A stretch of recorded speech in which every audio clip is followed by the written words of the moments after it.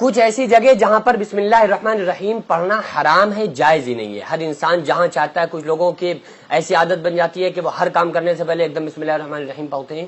تو کچھ ایسی بھی جگہ ہیں جہاں پہ بسم اللہ ہمیں نہیں پڑھنا ہے، جہاں پر بسم اللہ انسان اگر پڑھے گا تو وہ گنہگار ہوگا. بسم اللہ کا پڑھنا ایسی جگہوں پر، ایسے مقامات پر جائز ہی نہیں ہے.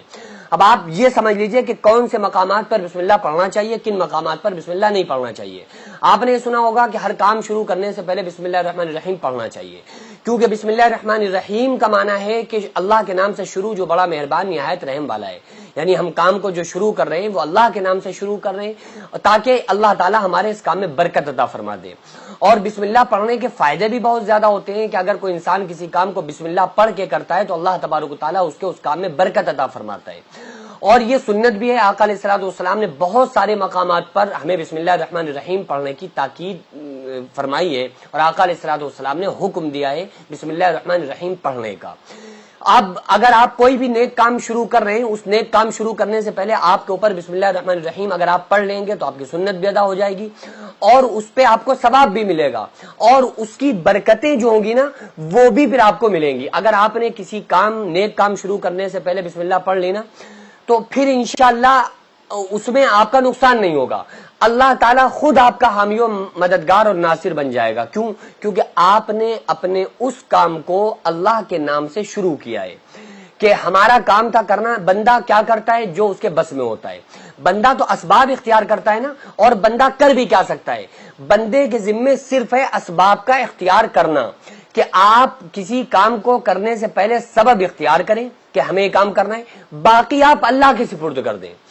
آپ اپنے کام کو کریں، باقی جو آپ کا کام ہے وہ اللہ تبارک و تعالیٰ کے سپرد کر دیں. آپ دیکھیں نا کہ ایک مرتبہ ایک صحابی آئے، آ کر عرض کیا کہ یا رسول اللہ صلی اللہ علیہ وآلہ وسلم، جب آقا علیہ السلام نے ان کو یہ بتایا نا کہ اللہ پہ بھروسہ کرو، اور اللہ پہ بھروسہ ہی اصل چیز ہے، توکلت علی اللہ، میں نے اللہ پر بھروسہ کر لیا، حسبنا اللہ ونعم الوکیل، اللہ پاک کافی بہترین کارساز ہے. تو کچھ صحابہ کرام کہنے لگے کہ یا رسول اللہ صلی اللہ علیہ وآلہ وسلم، ہمیں اللہ کی ذات پر بھروسہ ہے، کیا ہم اپنے اونٹوں کو ایسے ہی چھوڑ دیں؟ بھئی ہم ایسے ہی چھوڑ دیتے ہیں، اگر ہماری قسمت میں مقدر میں ہوں گے تو ہمارے اونٹ واپس آ جائیں گے، اور مقدر میں نہیں ہوں گے تو چلے جائیں گے، ہمیں اللہ کی ذات پر بھروسہ ہے. تو آقا علیہ الصلوۃ والسلام نے فرمایا کہ نہیں، پہلے اپنے اونٹ کو باندھو، پھر اللہ کی ذات پر یقین کرو، پھر اللہ کی ذات پر بھروسہ کرو. یعنی ہمارے ذمے کے جو کام ہے نا وہ ہمارے اوپر کرنا لازم ہے. اسباب کا انکار کرنے والا جاہل ہوتا ہے. اسباب کا انسان انکار نہیں کر سکتا کہ بھائی نہیں ہم تو ہاتھ پہ ہاتھ رکھ کے بیٹھ جائیں گے، اب اللہ کھلائے کیونکہ وہ رازق ہے وہ ہمیں کھلائے. بھائی آپ اپنے محنت کیجئے، آپ اسباب اختیار کیجئے، پھر اللہ کی ذات پر چھوڑ دو. آپ پہلے جاؤ مزدوری پر، آپ کام پر جاؤ، آپ بزنس کرو، آپ کاروبار کرو، پھر اللہ کی ذات پر چھوڑ دو کہ اے پروردگار عالم، اب ہمارا جو کام تھا ہم نے کر لیا، آگے تیری مرضی ہے. ہمارا صرف کمانے سے رزق تھوڑی ملتا ہے.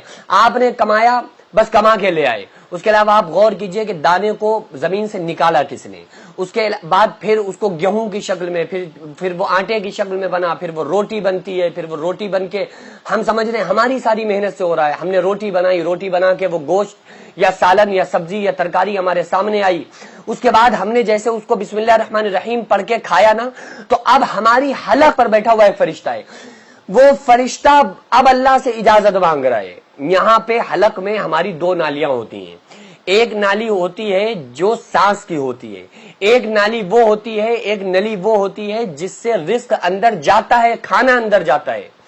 تو یہ دو نلی بالکل برابر ہوتی ہے، اور دونوں کا ایک ہی چھید ہوتا ہے، لیکن الگ سے جا کے پھر وہ ڈائیورٹ ہو جاتی ہیں، الگ الگ ہو جاتی ہیں.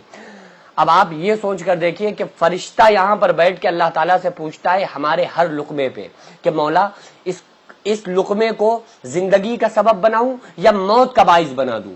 اب اللہ تعالیٰ کی اگر مرضی ہوتی ہے تو زندگی کا سبب لقمہ بن جاتا ہے، اور اگر اللہ کی مرضی نہیں ہوتی ہے تو وہ بندہ لقمہ اجل بن جاتا ہے. یعنی اگر وہ لقمہ بجائے کھانے والی نلی میں جانے کے اگر وہ سانس کی نلی میں چلا جائے تو پھر انسان ختم ہو جائے گا. تو آپ دیکھیں ہم نے اتنے سارے کام کیے، لیکن فرشتہ یہاں پر بیٹھا ہوا ہے کہ اس نوالے کو، اس لقمے کو کہاں لے جانا ہے. تو یہ ہم نے اپنے اسباب اختیار کیے اور اللہ تبارک و تعالیٰ پر چھوڑ دیا. تو نیک کام ہم شروع کر رہے ہیں, کھانا کھا رہے ہیں تو ہمیں بسم اللہ پڑھنے کی تاکید, ہم کوئی نیک کام کر رہے ہیں تو ہمیں بسم اللہ پڑھنے کی تاکید. لیکن بہت سارے لوگ ایسے ہوتے ہیں کہ کچھ حرام کام کرتے ہیں. جیسے اگزامپل مثال کے طور پہ اگر کوئی انسان جوا کھیل رہا ہے تو اس میں بسم اللہ کا پڑھنا حرام ہے کہ اللہ کے نام سے شروع. اللہ نے کب کہا تھا کہ آپ جوا کھیلو جا کر؟ اللہ نے کب کہا تھا کہ آپ شراب بیچو جا کر؟ اللہ نے کب کہا تھا کہ آپ جھوٹ فریب مکر کرو جا کر؟ تو اللہ نے تو کہا ہی نہیں نا. ایک شخص نے بڑی عالیشان منزل بنوائی نا, گھر بنوایا, بلڈنگ بنوائی, اور اس پر لکھا ھذا من فضل ربی. شیطان نیچے بیٹھا رو رہا ہے کہ تو لوگوں نے پوچھا بھائی تو کیوں رو رہا ہے؟ تو اس نے کہا کہ دیکھو میں نے اس سے جھوٹ بلوایا, دنپن کروایا, فراڈ کروایا, ہم نے اس کی بلڈنگ فراڈ کر کے بنوا دی, اور یہ لکھ رہا ہے ھذا من فضل ربی, یہ میرے رب کا فضل ہے. اللہ نے کہا تھا کہ جھوٹ بول کے کمانا, اللہ نے کہا تھا کہ دنپن کرنا, اللہ نے کہا تھا کہ فراڈ کرنا. تو شیطان تو ہر طرح سے انسان کو بہکاتا ہے نا. تو اس لیے حرام کاموں سے پہلے ہمیں بسم اللہ ہرگز نہیں پڑھنا ہے. ہمیں ہر نیک کام شروع کرنے سے پہلے بسم اللہ الرحمن الرحیم پڑھنا چاہیے. ہمیں احتیاط رکھنا چاہیے کہ جب ہم باتھ روم کے اندر داخل ہو چکے ہوں, نہانے سے قبل بسم اللہ نہ پڑھیں, باتھ روم میں جانے سے پہلے ہم بسم اللہ الرحمن الرحیم پڑھیں, اور باتھ روم کے نکلنے کے بعد جب کپڑے پہنے جب بسم اللہ الرحمن الرحیم پڑھیں. اور بہرحال ہم نے کوئی انسان بزنس کرتا ہے, کاروبار کرتا ہے, اب اس نے جھوٹ بولا اور پھر اس کے بعد پیسے لیے بسم اللہ الرحمن الرحیم پڑھ کے, تو پھر یہاں پر ایسی جگہوں پر جہاں پر حرام کام کوئی بندہ کرتا ہے تو وہاں پر بسم اللہ الرحمن الرحیم نہیں پڑھنا چاہیے, کیونکہ اللہ تبارک و تعالیٰ نے تو آپ کو ایک چھوٹ دے رکھی ہے, دنیا میں چھوٹ دے رکھی ہے کہ جیسا کرو گے ویسا بھرو گے. اللہ سب کو دیکھ رہا ہے کہ کون کیا کر رہا ہے. تو جو کچھ ہم کر رہے ہیں نا, لوگ کہتے ہیں کہ ارے یہ تو اللہ کی مرضی ہے, ارے ہم نماز نہیں پڑھ رہے یہ تو اللہ کی مرضی ہے, ارے ہم جھوٹ بول رہے ہیں یہ تو اللہ کی مرضی ہے. اللہ کی مرضی نہ ہوتی تو تھوڑی ہم جھوٹ بولتے, اللہ کی مرضی ہے جو ہم فراڈ کر رہے ہیں.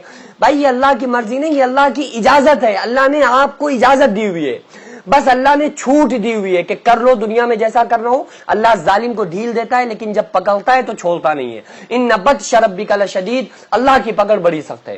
تو دنیا میں اللہ دیکھ رہا ہے, مرضی نہیں ہے اللہ کی کہ آپ گناہ کرو, لیکن اللہ نے بس اجازت دی ہوئی ہے کہ آپ کر لو, دیکھیں کتنا کرو گے. ایک دن آؤ گے میرے پاس, جب آؤ گے جب ہم فیصلہ کریں گے, مالک یوم الدین, انصاف کے دن کا حاکم. تو اللہ کی ربوبیت سمجھیے, اور ہمیں یہ سمجھنا چاہیے کہ کون سے کام ہمیں کب کرنا چاہیے کب نہیں کرنا چاہیے. جو سنت رسول صلی اللہ علیہ وآلہ وسلم پر ہم عمل کریں گے تو اللہ تعالیٰ ہمیں کامیاب کر دے گا, دنیا میں بھی اور آخرت میں بھی انشاءاللہ تعالیٰ.